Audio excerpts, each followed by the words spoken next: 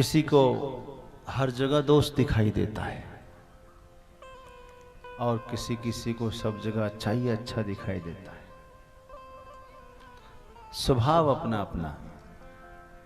कहते हैं ना, जिस रंग का चश्मा पहनेंगे दुनिया उस रंग की दिखाई देगी।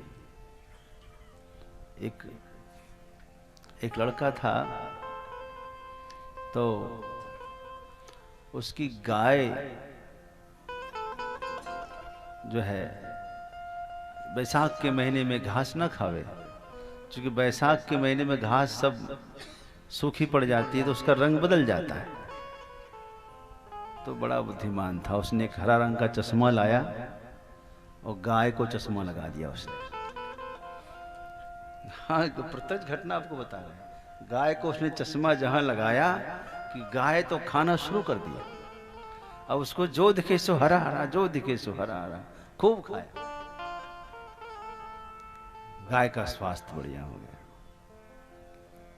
तो जिस तरह का चश्मा होगा अपना, जैसा उसका रंग होगा, निश्चित ही वही दिखेगा। एक पंडित जी थे तो वो उनको लगे कि यहाँ हम ही सबसे ज्यादा बुद्धिमान है, बाकी सबको कुछ आता ही नहीं है। तो अच्छा, यहाँ के लोगों को निगलेक्ट करे चले, वो तो ब्रह्मा जी में ही दोष निकालना शुरू कर दिए कि ब्रह्मा जी ठीक नहीं है। अच्छा, उसने बोलते बोलते दो चार लोगों की टीम और बना ली, जिधर जाए उधर कुछ काटा। ये देखो ब्रह्मा जी की गलती, देखो पता है क्या कहा, सोना होता है सोना, तो इतना सुंदर सोना बनाया, लेकिन देखो उनकी अज्ञानता, सोने में सुगंध नहीं दिया। लोग सोने की चैन पहनते हैं, यदि उसमें सुगंध होती तो अलग से माला पहनने की जरूरत नहीं थी, परफ्यूम की जरूरत नहीं थी। लेकिन ब्रह्मा जी को ज्ञान ही नहीं, सोने में सुगंध नहीं दिया। देखो, और गिनाया उसने, कहा कि देखो सोने में सुगंध नहीं दिया, पहली गलती। दूसरी गलती देखो, चंदन की लकड़ी होती है, कितनी खुशबूदार होती है।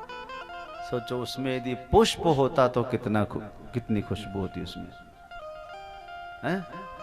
यदि फूल होता तो कितना सुगंधित होता। लेकिन हाय रे ज्ञान, ब्रह्मा जी ने उसमें फूल ही देना भूल गए।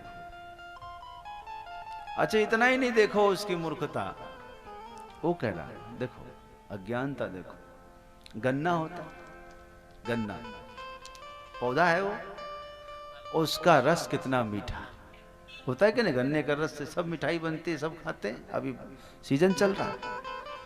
अच्छा, उस गन्ने में जिसका पेड़ में इतना मिठास है, उसका फल होता तो कितना मीठा होता। लेकिन हाय रे अज्ञान, उसमें फल देना भूल गए। धन्य है। हाँ?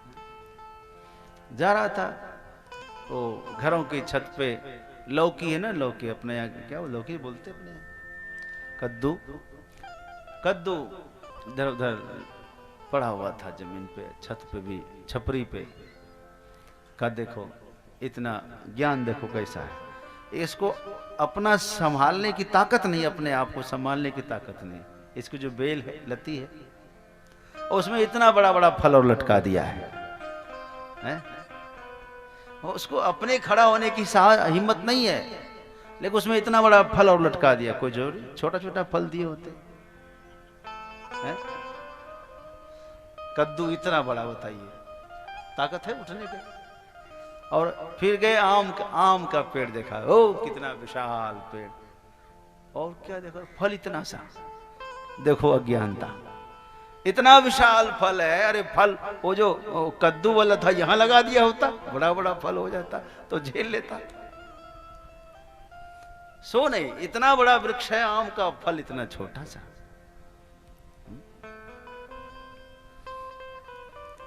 ऐसे ही सब में दोष निकालना उसका स्वभाव बन गया।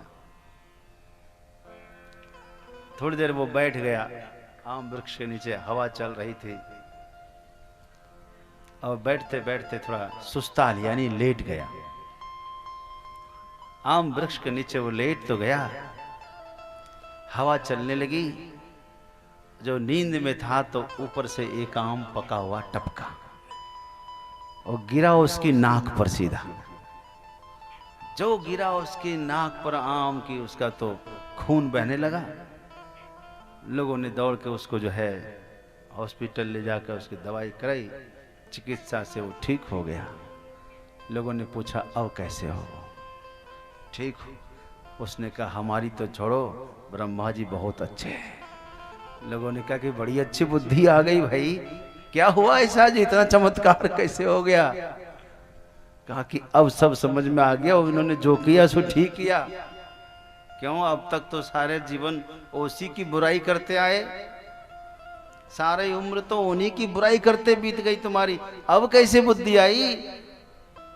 कहा अब सोच रहा था तो आम के पेड़ में छोटा फल क्यों लगाया उसने। काश यदि आम के आम के पेड़ में वो बड़ा बड़ा कद्दू सरीखा फल गिर लगता तो अब तो मैं साफ हो गया होता। अच्छा वो जो केवल थोड़ा सा चोट दर्द हुआ, ठीक हो गया। हाँ अब समझ में आ रहा है। और वो सोना में सुगंध वाला, कहा क्या वो भी समझ में आ गया, वो पंक्ति लग गई। सोना में सुगंध नहीं है तब तो इतनी चोरी होती सोने की। क्यों?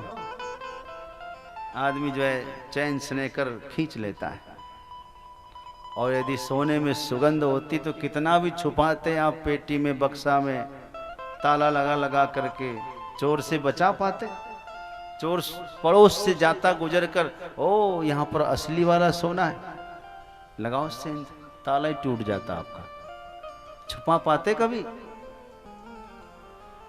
आज तो सुगंध नहीं है तो असली नकली का पता ही नहीं चलता है। हाँ, एक जगह पर वो पार्टी चल रही थी और चोर आया और एक माता जी के गले से चैन खींच के भागा।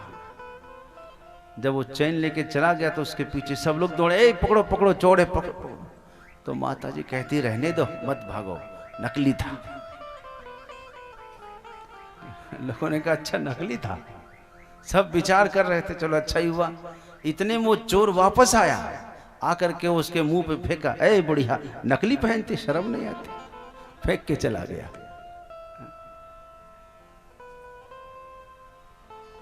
तो अच्छा हुआ जो सोने में सुगंध नहीं दिया, वरना सोना को संभाल पाना बहुत मुश्किल हो जाता है। कितना खतरनाक होता सोचिए जरा। और वो फिर गन्ने के वाला क्या होगा? बोले गन्ने में फल नहीं दिया तो ठीक ही किया। सोचिए यदि गन्ने में फल होता तो कितना महंगा मिलता। चलो ठीक है फल मिलता, लेकिन गन्ना चूसने का जो आनंद है, जो रस है, दांतों के साथ कचर कचर करके चूसते हैं, वो चीज मिलती किसी को, वो लाभ मिलता? यदि गन्ना में फल होता तो गन्ने का जो रस का आनंद है वो किसी को नहीं मिलता। ये भी अच्छा है। चंदन के वृक्ष में यदि पुष्प होते तो पुष्प बहुत महंगे हो जाते।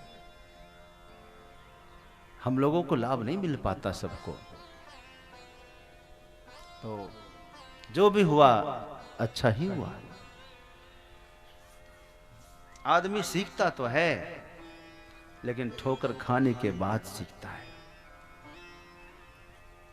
किसी किसी का स्वभाव बदल जाता है समय के साथ, लेकिन कोई कोई तो आखिरी वक्त तक नहीं बदल पाता है। एक बात जरूर है, जो स्वीकार कर लेगा वो अपने जीवन में सुधार कर लेगा। जो अपनी गलती स्वीकार नहीं करेगा वो कभी सुधार नहीं करेगा। उसी समय आप समझ लेना कि बंदा सीधा सीधा स्वीकार किया है या फिर इसमें आगे पीछे किया है, तर्क किया है। एक पर एक लोग हैं। हमारे बनारस में गलियां हैं, और यहाँ पान तो बहुत है, आप जानते हैं। एक आदमी नीचे से गुजर रहा था गली से, और एक आदमी ऊपर से पान खा के नीचे गली में फेंक देता है, तो उसके खोपड़ी पर लगा। तो वो ऊपर देख के कहता है, क्यों देख के नहीं कर सकते थे? नीचे देख करके फेंका करो। ऐसे फेंकता है कोई, नीचे देख कर नहीं फेंक सकते। तो वो ऊपर से कहता है, तुम ऊपर देखकर नहीं चल सकते थे? वो भी गजब है, तुम ऊपर देखकर नहीं चल सकते थे। उसने कहा, यदि मैं नीचे देखकर चला तो मेरी खोपड़ी पर तुमने गिराया है पीक, ऊपर देख के चलता तो मेरे मुंह पे गिरा था। गलती स्वीकार नहीं करता है इंसान। सुधार कैसे करेगा? सुधार तो नंबर 2 पर है, पहले तो स्वीकार है। भगवान के सम्मुख भी आदमी सीधे सीधे स्वीकार नहीं करता।